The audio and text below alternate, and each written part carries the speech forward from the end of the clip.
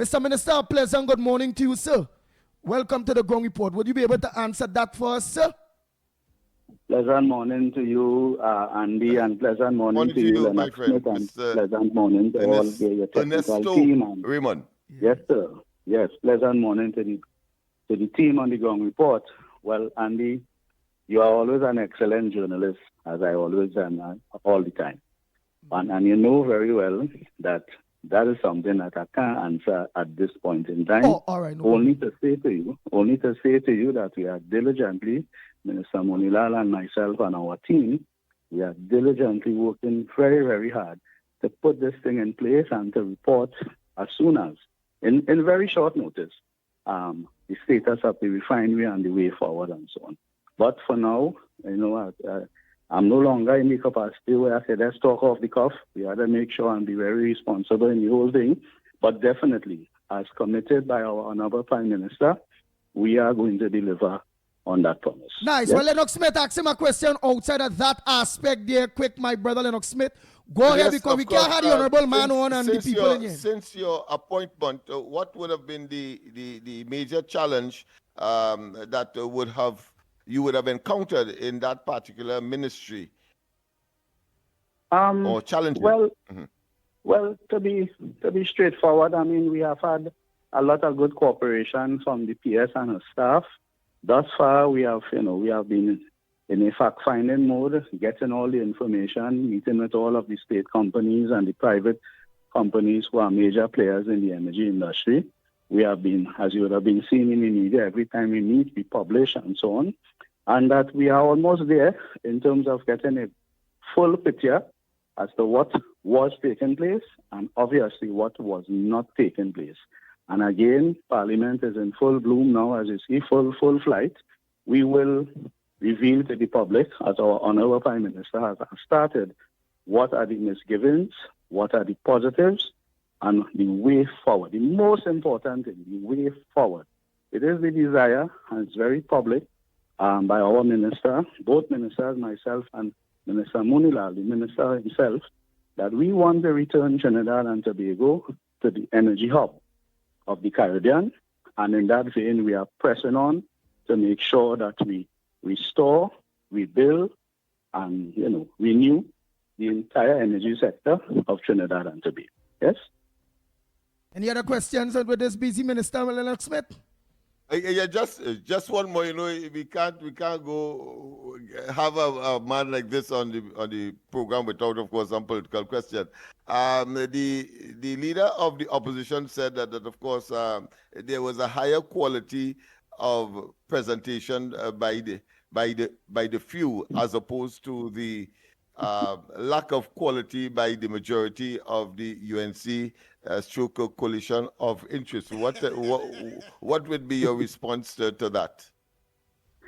My response is to have everyone look at the Parliament channel from Friday to Saturday morning and let the public judge. But you see, it is going to be difficult to accept that you would have been part of a government that really, really were part and parcel to a lot of misgivings. And I'm being very kind because I'm on air.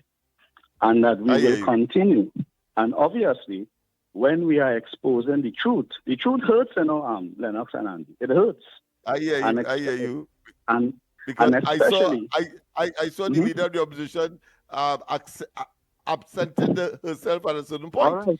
And I drew the same conclusion. The truth does offend that people that start to run. The truth hurts. I mean, because as Honorable Prime Minister said, and my other parliamentary colleagues on our side would have in their presentation, we did not present anything that we created. The Auditor General report is the Auditor General report. The amendment to the Children Life Fund that's what it is. The repeal of the TTRA, that's what it is. We didn't create any story or build anything. Everything that we presented, we would have had a newspaper article. We'd have quoted from a court judgment, and even had the former Minister of Finance, either intentionally or not, we don't know, when he would have stood up and he said a particular thing, and it was proven later to be a bit inaccurate. You see, at the end of the day, our commitment to the public is to bring forth the truth and to use the parliament in the way it ought to have been used in the interest of the people of Trinidad and Tobago. I continue to say to this country that there's going to be a lot more things that are going to be exposed in the parliament in the interest of the people. And obviously, as I said, as I close, the truth hurts. So it is what it is. Thank you so much, MP and Minister, for Thank you very much, of course. at least giving an account to the people of Trinidad and Tobago right here on the Ground Report. And we look forward to many, many, many more interviews with you. Thanks so much for taking time off your busy time. God bless you. Take it easy. Bye. Nice. Thank you very much for gracing us with your presence. But Adi, I pose the same question to you.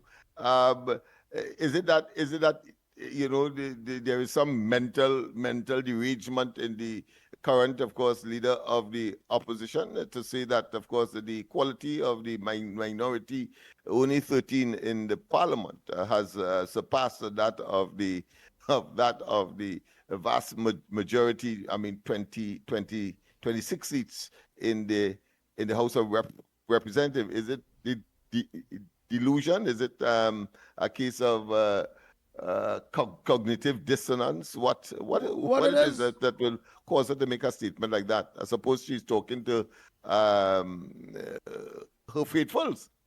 What it is at the end of the day is just what you say it, how it is, you thinking it is, it is. I'm just happy that the people of Trinidad and Tobago should recognize and realize that they shouldn't regret giving the people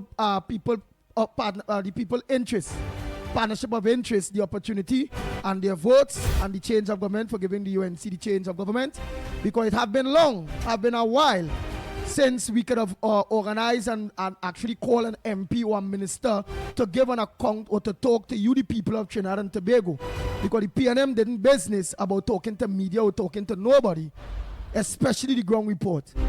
And you all see that you all will be having your MPs and them giving the account, and all ministers giving account to their work and their duties towards you.